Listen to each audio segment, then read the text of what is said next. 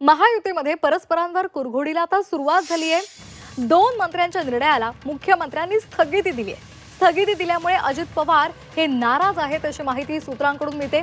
आमदारांच्या बैठकीत त्यांनी आपली नाराजी सुद्धा बोलून दाखवलेली आहे। आताची महत्त्वाची बातमी आपण पाहतोय।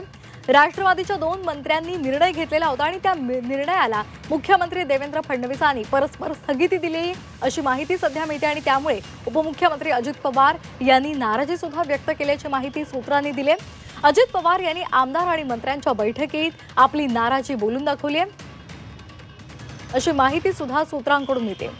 राष्ट्रवादी हसन मुश्रीफ आणि बाबासाहेब पाटील या दोन मंत्र्यांनी आपला निर्णय घेतलेला होता त्यांच्या खात्यांसंदर्भातला आणि त्याला मुख्यमंत्र्यांनी स्थगिती दिली आहे। या संदर्भात अधिक माहिती घेणार आहोत आमच्या प्रतिनिधी सीमा आढे यांच्याकडून। सीमा, काय नेमकं घडलेलं आहे? राष्ट्रवादी अजित पवार गटाच्या आमदारांची आणि मंत्र्यांची महत्त्वाची बैठक पार पडली।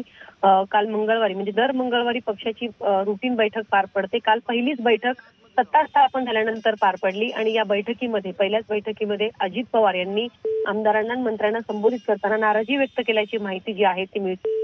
कुठेतरी परस्पर निर्णय घेऊन मुख्यमंत्री देवेंद्र फडणवीस यांनी आपल्या खात्यातील म्हणजे आपल्या दोन मंत्र्यांची त्यातील दोन निर्णय जे आहेत त्यांनी स्थगित केले। कुठेतरी माझ्याशी त्यांनी चर्चा करायला पाहिजे होती, नक्की काय समस्या होती, का तुम्ही हे दोन निर्णय स्थगित करत आहात या संदर्भात चर्चा करायला पाहिजे होती असं देखील या बैठकीमध्ये पवार यांनी सांगितल्याचं कळतंय। हसन मुश्रीफ यांच्याकडे सध्या वैद्यकीय शिक्षण विभागाचा पदभार आहे, तर बाबासाहेब पाटील यांच्या सहकार विभागाची जबाबदारी आहे। या दोन्ही मंत्र्यांच्या खात्यातील दोन निर्णय मुख्यमंत्री देवेंद्र फडणवीस यांनी स्थगित केले। त्यावरून कुठेतरी चर्चा न करताच परस्पर हे निर्णय घेतले गेले।